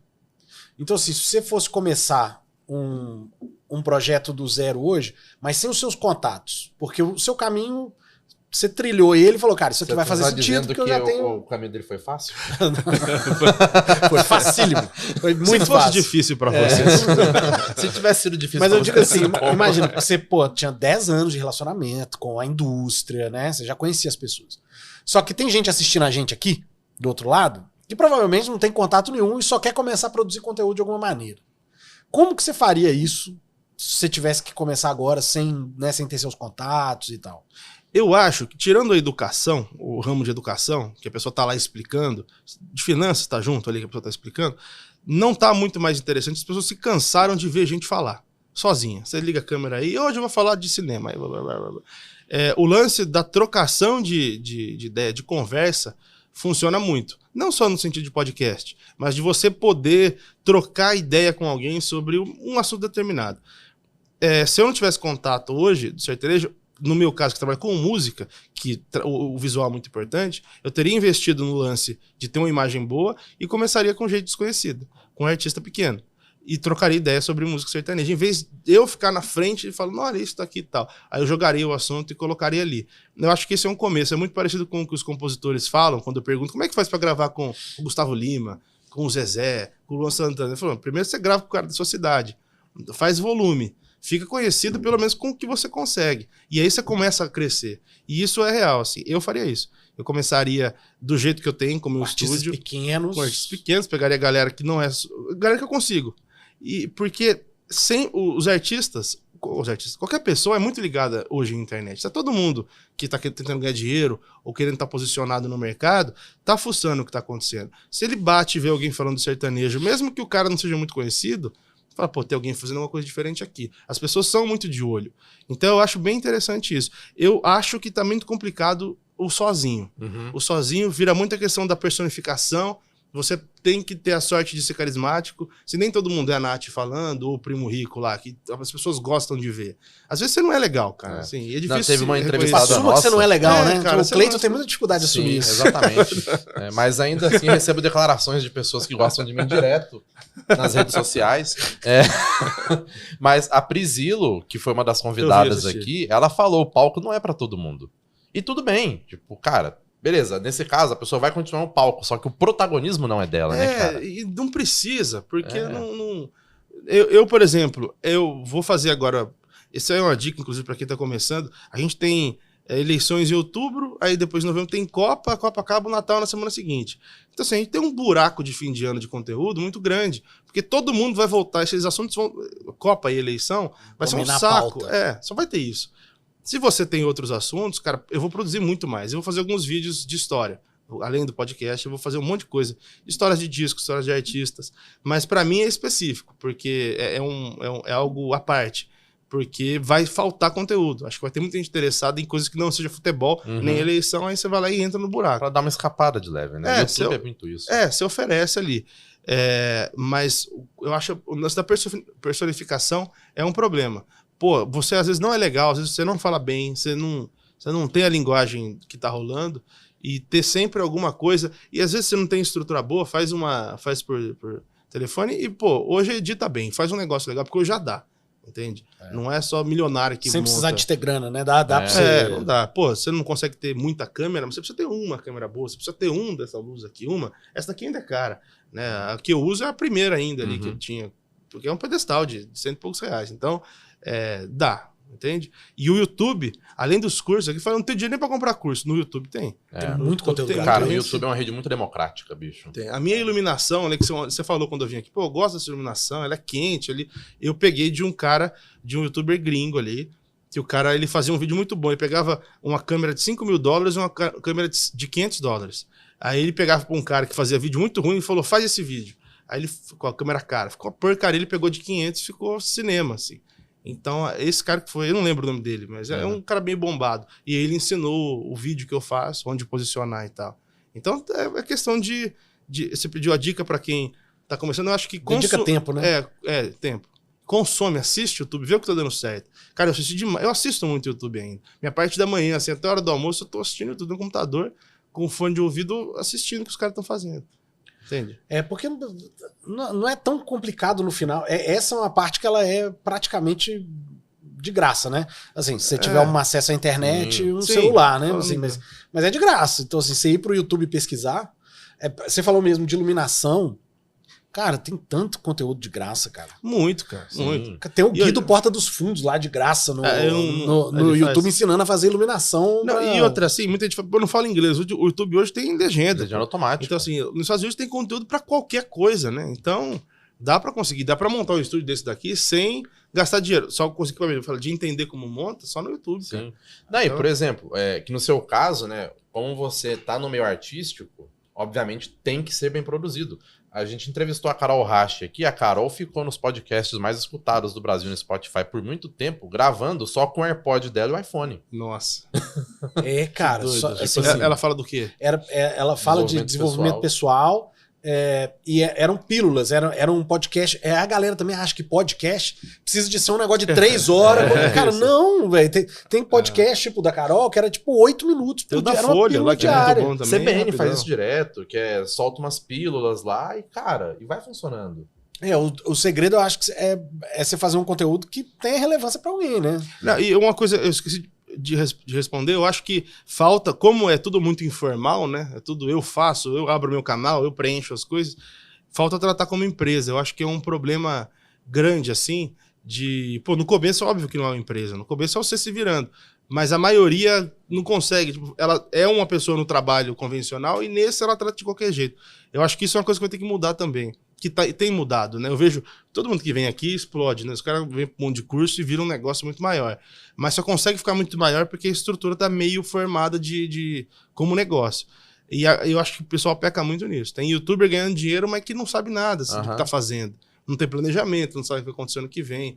Então, como ia ser um negócio, acho que tem essa dificuldade, você falou, geracional. a gente sei lá, de 90 para trás, a gente tem uma dificuldade de entender que é um trabalho 100% normal. Que é trabalho, né? É normal. É uma normal. atividade, assim, que tem as mesmas demandas que outras. E acho talvez que, até mais. inclusive, tinha até a gente, na primeira reunião, estava pensando em fazer um curso, sobre isso. Um dos problemas da separação de imprensa e digital é porque a imprensa daqui não consegue pular para cá. É uma dificuldade mesmo, geracional. Você pega um cara muito famoso que está na televisão há 30 anos, ele não consegue fazer esse pulo. E, cara, ele ganharia muito dinheiro aqui, muito mais do que ele ganhou lá, porque ele tem imagem. Entende? Aí você... Não vou citar nomes, mas tem caras de esporte que saíram e estão aí. O cara podia estar ganhando horrores, assim, mas esse preconceito com o salto pro digital, ele mata os caras. Eu tenho uma impressão também que a galera não tá disposta a aprender, sabe? Assim, aí fala assim, não, eu quero. Aí começa, e aí, como qualquer coisa que você começa, cara, é um trampo, né? Tipo assim, é difícil. Você tem que aprender um formato novo, não é uma linguagem nova. E aí o cara começa a linguagem nova e aí ele percebe que tipo, vai dar um trabalhinho. E aí ele volta pro núcleo duro, saca? Eu vou só dar um exemplo. Quem tá rodando os podcasts nesse último mês é o Tramontina, que foi da Globo, acho que 30 anos, 20 e poucos anos, que virou meme por causa dos 6 em ônibus dele. Sim. Ele falou, cara, as audiências são enormes, porque é um cara que todo mundo gosta, o cara tá na vida de todo mundo. Esse cara, ele precisa ter na garagem dele, no escritório, um estúdiozinho desse daqui, cara. Pra quê? Não sei, ele precisa ter. Sim. Ele precisa ter o local dele na internet, porque ele vai desenvolver alguma coisa. Se ele precisar entrevistar, as pessoas vão até ele. Se ele precisar só criar alguma coisa em relação a alguma coisa da notícia, repercutir. Cara, eu ainda acho que falta uma coisa. A repercussão ao vivo de grandes acontecimentos. Eu acho que isso um dia... Eu fiquei pensando no dia que a Marília faleceu, que foi um acidente. Se tivesse alguém muito forte que ficasse 24 horas cobrindo aquilo ali, eu acho que poderia muito bater, às vezes, a cobertura de televisão. Porque na televisão você tá engessado por muita coisa. Sim. Ali você pode falar palavrão, você pode chorar, você pode gritar, você pode pôr uma música dela, você pode tentar falar com alguém e dar errado. Na televisão nada pode dar errado. Sim. Então eu acho que é um passo, assim. Você pegar ali e fazer uma cobertura real, né, cara? Total. Você pega o Casimiro, que tem feito algumas coberturas já, daqui a pouco... virar algo que vira uma televisão. Cara, aquilo é bom demais, cara. Pois é. E você sabe ele é mais um que tá dando choque por problema geracional. E, cara, eu fico vendo a galera tradicional criticando. Pois é. Falando que é ruim. Eu acho muito melhor. Não, e a hora que você vê lá o cara com 450 mil pessoas ao vivo na Twitch. Pois é, cara. Você fala, cara, em que lugar tem alguém colocando 400 mil pessoas juntas pra escutar ele, né? Pra ver a fala dele. Ele falando, né? Ele falando. Ele sendo ele. E a internet ainda tem um negócio... Só que é o lance do carisma. Ele é carismático, não é pra todo mundo. Não. E você vê que ele não faz força pra ser formal, não faz força... legal. As pessoas gostam, né? É o fenômeno do... É aquele meu colega da escola, né? Sim. Aquele meu colega legal da escola. É o legal demais. Não tem... Não, e, tipo, tem até uma entrevista, né? Porque ninguém consegue entrevistar ele, porque ele... É até um paradoxo, né? Que ele é jornalista, mas ele não fala com a imprensa. Ele não terminou a faculdade. Mas tem um outro jornalista que é colega dele, amigo dele, que é o Pedro Certezas, que ele fala, cara, ele é aquilo. Então, ele não quer e pronto. Ele é aquilo. Tem o lance desse choque também de geração. Eu vejo muita gente criticando, que falou, pô, mas ele não comenta, né? Ele só reage. Falou, cara, a geração cresceu nisso. Essa coisa de comentar talvez não vire mais uma realidade. Pode mudar, cara. A comunicação muda. E, mas isso aqui é horrível. Cara, mas quem diz o que é legal de consumir é quem consome, cara. Tipo, eu vi ele mesmo falando, deu uma polêmica com um cara que é um crítico musical de rock and roll, né? O Regis. Vocês não trouxeram ele? Ele tem curso aqui, Regis, não? Você é sensacional, cara. É o único cara que fala mal das coisas que eu gosto e eu gosto de ver. É legal, isso. O humor dele é muito bom. Aí o Regis desceu a lenha no Casimiro, né? Falou? Desceu a lenha no Casimiro. Aí o Casimiro foi reagir ao Regis sacaneando ele. E aí ele falou assim, Regis, mas assim, você tem razão mesmo, eu não sei nada mesmo não, isso aqui não vale nada, mas assim... Mas qual que é a diferença do que eu tô fazendo pra quando você ficava falando dos calouros lá no Silvio Santos? Tipo assim, era um react na televisão, né? Então, assim... E aí não é questão do que é ou o que deixa de ser, a gente tem mania de tentar querer encaixotar as coisas. Exatamente. Isso é entretenimento, isso não é. Isso é tal coisa ou não é. A maior crise hoje é isso aí pra mim, assim, na cabeça de... Cara, acabou, não dá mais pra você fazer isso não, cara. O acesso das pessoas, são as pessoas que vão decidir o que elas vão ver, não tem mais... porque quando você tinha um monopólio do grande meio, né, de comunicação, um monopólio tipo, eu vou passar o que eu quero. E você tem 3 emissoras, 5 de rádio, mais 3 revistas, e essa galera acabava escolhendo. Agora acabou, né, cara? Quem escolhe sou eu. Se eu quiser passar 12 horas assistindo o react do Casimiro, velho, eu vou passar 12 horas assistindo o react, passa. Tem uma informação que eu li ontem, antes de vir pra cá, eu não sei como ficou depois que o Ibope consolidou ali, mas teve Corinthians e Flamengo pela Libertadores, primeiro jogo da Libertadores, no SBT, e Pantanal na Globo. Pantanal ganhou na disputa direta. Você tem Corinthians e Flamengo, que são as duas maiores torcidas do Brasil, e aí eles ficaram atrás de Pantanal. Então é muito louco isso, porque a gente tem muita certeza sobre muitas coisas. Fala, não, cara. Não. Pô, você acha que vai parar o Brasil pra assistir, para ver Corinthians e Flamengo? Pô, uma parte, mas a maior ainda tá assistindo Pantanal. Tá vendo a Juma lá. Então, tipo... Remake. Remake. Todo mundo sabe o que vai acontecer, as pessoas estão assistindo.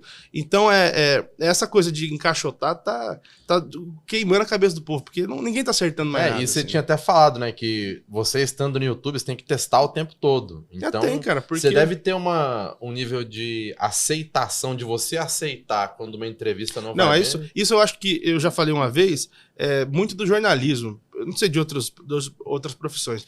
Jornalista, a gente tem o trabalho de sugerir pauta o tempo todo, né? Cara, e 90% não. É tipo, vamos ter uma matéria tão... Não, tipo, eu, por exemplo, no encontro, você vai mandando, não, aí, pô, sim. Então, o não é algo muito, pelo menos pra mim, muito natural. Tem gente que quase morre, né? Tipo, não aprovou meu projeto. Negou, falou que não quer vir. Nossa, cara, será que eu sou ruim? Ou aquele diretor lá é um bosta, tipo, não gosta de mim. Uhum. E aí, então, no YouTube, assim, é um saco, mas às vezes você tem uma puta de uma ideia, você fala, putz, isso aqui vai bem. Dá nada, assim. Aí uma que você não tinha, faz parte, assim. Acho que acaba sendo...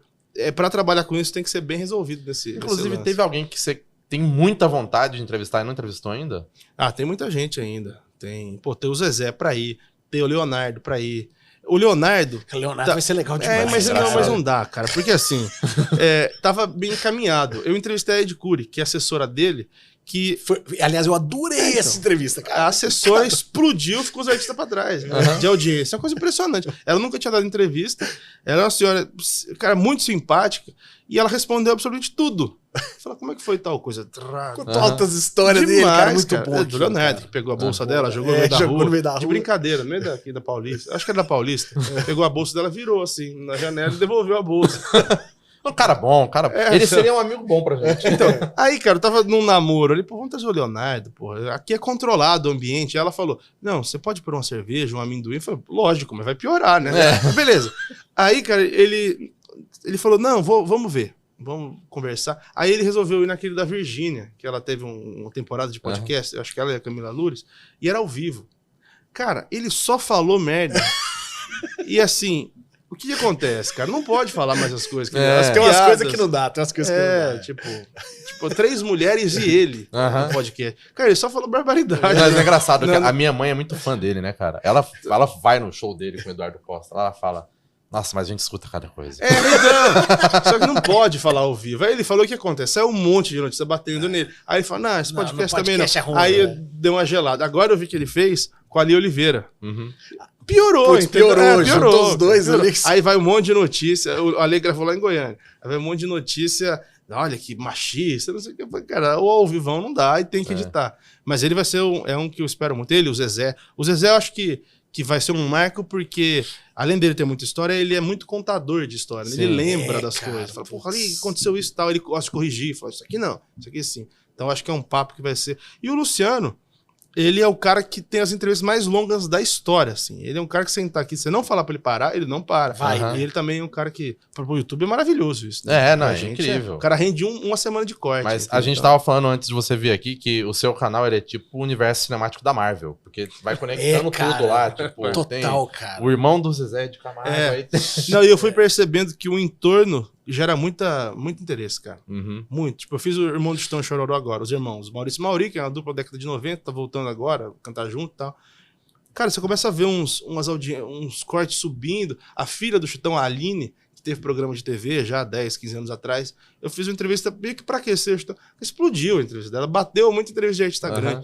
Então, tipo, entrar no metaverso ali, entrar no... Sim. Esse universo particular ali, tem funcionado. E me faz ter muita opção, né? Sim. Consigo abrir... Eu não contei, vai pro ar antes, sim. O Daniel e o pai dele vão lançar um projeto novo. Chama Meu Reino Encantado, que é um projeto antigo dele, que é a primeira vez em vídeo. E vai ser ele cantando com o pai. Modas de viola lá de trás. Modas e modões também. Aí ele vai o pai primeiro, me dar entrevista, fazer entrevistona com o pai, e depois vai o Daniel. Então, assim, eu tenho... Em vez de juntar os dois e queimar um negócio desse, explode o pai primeiro, depois vem o artista. Esse contexto... A do Rio Negro, mas foi separada também, não foi? Foi separada. Separada, foi muito boa. Foram muito boas as entrevistas. Eu fico tentando separar. O de igual para igual é muito melhor. Dupla é muito combinada, né? Dupla um salva o outro na resposta, ou já tem padrão, então eu tenho... Quando você tá entrevistando, você já sabe que vai dar bom? Tipo assim, você tá fazendo entrevista e fala assim, essa aqui vai dar bom, ou não? Acho que sim. Puta, tô tentando lembrar aqui. Eu falo não quando você convida, porque quando você convida, óbvio, você tem suas expectativas e tal. Mas na hora que você tá na conversa, você fala assim, putz, essa aqui vai... Ou não? Sim. Tem entrevista que eu acho que não vai render tanto que me surpreende. Entendi. Mas essas que vão bem, você já sabe. Já sabe. O do milionário, assim, que eu falei pouco, eu não vou ficar cutucando ele com pergunta. Eu fiz o seguinte, joguei assunto. Fala, quando você conheceu o Zé Rico? Aí, foi quando eu conheci. Aí ele falava por 10, 12 minutos. E foi muito mais interessante. Eu falei, cara, fala à vontade. É muita história legal, entende? Registro histórico mesmo, assim, coisa que vai importar lá pra frente. Então, esse sim. A gente fica o chororó, era meio que natural que ia explodir assim. Teve uma que eu fiz, a artista número 1 do Spotify até outro dia, agora é a Ana Castela, que é uma menina lá do Paraná. Ela não é do Paraná, ela mora lá no Paraná. E os caras me mandavam um vídeo dela, falaram, ó, como tá? E eu fui olhar os vídeos e falei, cara, os shows estão enchendo por conta da menina. Estão cantando, vou trazer. E aí a audiência, no momento, foi ok. Um mês depois, que o negócio explodiu, cara, tá sendo a entrevista mais vista da última semana. Que loucura. Porque então é uma coisa, eu falei, não, parece interessante, se a menina virar, explode. Então tem tem algumas coisas que você entrevista que não são pra hoje. Tem um menino que eu entrevistei, que é o Luan Pereira, de 18 anos, ele é da turma da Ana Castela. Ele tá aí pra passar pra um outro patamar. Quando passa, meu vídeo vem. Né? Isso é bom do YouTube também, né? Ele não mata o vídeo. Não mata, né? O vídeo tá aí pra sempre, né? Mas eu tô tentando lembrar de algum caso das Galvão lá, da irmã Galvão. Quando ela falou de separação, eu falei, puta merda, eu já fiquei pensando, eu vou ter que sair aqui, cortar isso daqui e já jogar pra imprensa. Então, tem coisas que que é indiscutível. Eu tô lembrando aqui, o Léo, por exemplo. O Léo, do Vitor e Léo. Ele é o único que pode bater o milionário em pouco tempo, de entrevista mais vista. Um cara que largou da dupla tem 4 anos, tá num trabalho novo, tá pra lançar, ainda ia gravar na época. Se não tinha nada de novo, eu falei, vai ser normal. Cara, o negócio atropelou, assim, porque eu perguntei pra ele por que a dupla separou. Ele falou, é difícil, né, cara? Não é nem irmão, mas a gente tá colado. Aí o que eu fazia? Eu descontava aqui, ó, na bebida. São as coisas que você fala, detalhe, que fez a entrevista, tipo, tem uns 3, 4 cortes de mais de 1 milhão, pela sinceridade. Você não tava esperando, porque não tem nada de novo. Mas é um pouco esperado, um pouco de surpresa. Isso é legal pra caramba também. Sim. E faz você não menosprezar ninguém que tá lá. Então todo mundo entrevista do mesmo jeito, a estrutura é a mesma, trata do mesmo... Você nunca sabe o resultado. Ô, velho, vem cá. Para as pessoas te acompanharem, para quem não te conhecia, chegou aqui e tá te conhecendo agora. As pessoas te acompanharem, além, naturalmente, do seu podcast lá no YouTube, você costuma... Onde você acha que é os melhores lugares para as pessoas te acompanharem, velho? Cara, como eu tenho o canal do YouTube, que é o meu nome, inclusive o meu nome, ele chama André Piunti, não tem o nome do meu site, que é o Universo Sertanejo, que é uma marca registrada, tudo, porque eu sei que a imprensa não acreditaria direito. Ia falar, no podcast Universo Sertanejo, dane-se de quem que é. Então tem que falar o meu nome, entendeu? Tipo, podcast André Piunti, foi de propósito, por ser imprensa, a gente sabe como é. E no meu podcast ali, que tem na Deezer, que é exclusivo da Deezer, então por isso, tem no Spotify? Não, eu falo que é exclusivo é porque só tem na Deezer. E eu fico muito no Instagram. Assim, a gente tem trabalho muita gente tem feito, de pegar vários cortezinhos e colocando no Instagram. Então tem muito conteúdo bacana no Instagram, que é @Piunti. E é o maior de comunicação, mas tô no TikTok também, que é André Piunti. Alguém pegou o Piunti de mim. Nós vamos colocar na descrição desse vídeo aqui, suas redes todas. E no Instagram a pessoa ainda vai conseguir ver seus pés também. Porque eu reposto às vezes, porque não é que eu entrevisto. Tem gente que não gosta, que acha que é desrespeito. Aí, então, às vezes, eu recebo a pessoa de tênis e no meio eu tiro o tênis. Tem dia que eu vou de chinelo mesmo. Porque eu fico muito nervoso. Como eu falei, eu não tenho... Ninguém opera as câmeras pra mim. Sou eu. Então, eu tô aqui olhando, eu olho pra câmera aqui, olho pra aqui. E é muito nervoso, cara. E o som aqui, eu controlando e conversando com a pessoa, com meu papelzinho aqui, com as pautas. Se der errado... eu não vou ficar de tênis, cara. Dá nervoso, aí eu tiro o tênis e fico mexendo o pé. Tô tranquilo daqui pra cima, daqui pra baixo, tô em desespero. É o segredo do jornalista desde sempre. Né? Exatamente. Afinal, o William Bonner sempre apresentou o Jornal Rio Nacional Negro foi de bermuda. propósito de shorts. Eu tô de shorts porque eu vi que você, da cintura pra baixo de qualquer jeito. Falei, exatamente, E aqui de cima todo bonitão, de chapéu, entendeu? Assim, e também a gente, esse semestre agora, eu tenho 2 cursos pra lançar. Lógico. Vambora, conta pras pessoas aí. Mas essa ponte do jornalismo pra cá, eu tenho muito foco de pegar já gente mais nova, que tá saindo da faculdade, que já entendeu o que precisa. Só que a faculdade ainda não ensina a você a fazer o seu próprio negócio. Que eu acho um problema. Já achava da nossa época já era. E continua sendo um problema.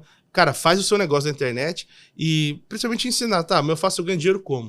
O meu curso vai ser muito dessa de explicar. Não dar dar uma fórmula mágica, mas explicar as formas que se ganha dinheiro na internet hoje, que dá sendo jornalista, e quero fazer um negócio de música também, isso que muita gente pede, de como fazer parte do meio da música. Eu também fiz parte por um blog, não fui apadrinhado, ninguém me puxou e colocou lá dentro. E você pretende lançar isso? Você Esses tem prazo? dois, antes da Copa.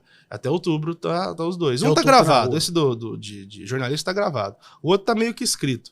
Mas aí eu vou... É que eu ainda tô nesse namoro de tentar entender esse lance dos lançamentos, já de como vai ser. E eu carrego a minha irmã agora, ela tira a cola, eu finjo que ela trabalha comigo.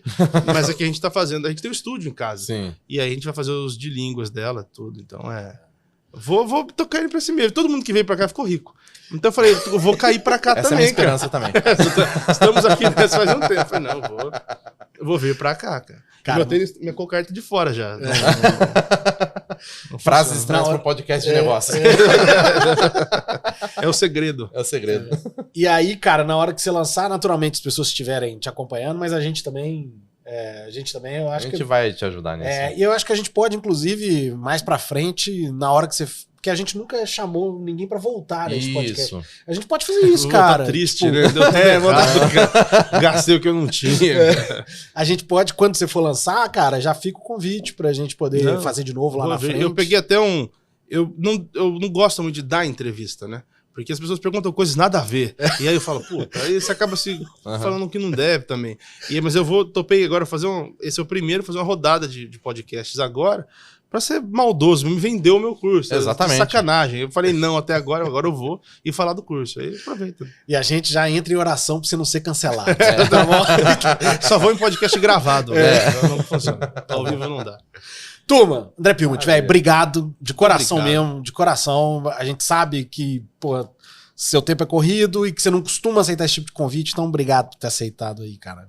Eu não tô saindo de casa, é uma coisa até hoje. Tanto que eu peguei Covid depois do mundo, né? Eu tô atrasado. Mas muito feliz de estar aqui. É a segunda vez que eu venho aqui. Segunda vez que eu vim pra São Paulo esse ano. Não tinha. Olha só. Eu vinha tanto assim.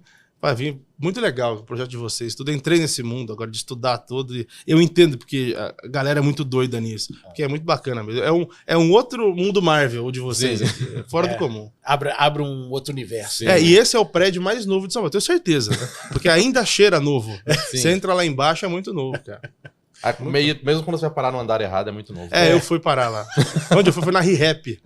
Eu olhei, não é muito mais o meu público-alvo. Acho que não é aqui não, né? Mas tinha Marvel. Eu falei, tô precisando envelhecer logo, né, cara? Muito bem. André Pilmuth, pra você que está assistindo a gente do outro lado, daqui 15 dias a gente está de volta com esse podcast aqui. Sempre lembrando que você pode ouvir no seu agregador favorito aí, no Deezer, no Spotify, onde quer que você goste de assistir ou ouvir esse podcast, tá bom? Essas vozes maravilhosas. Pilmuth, um abraço pra você. Até daqui 15 dias. Valeu, Pilmuth. Muito obrigado. Um abraço. Valeu.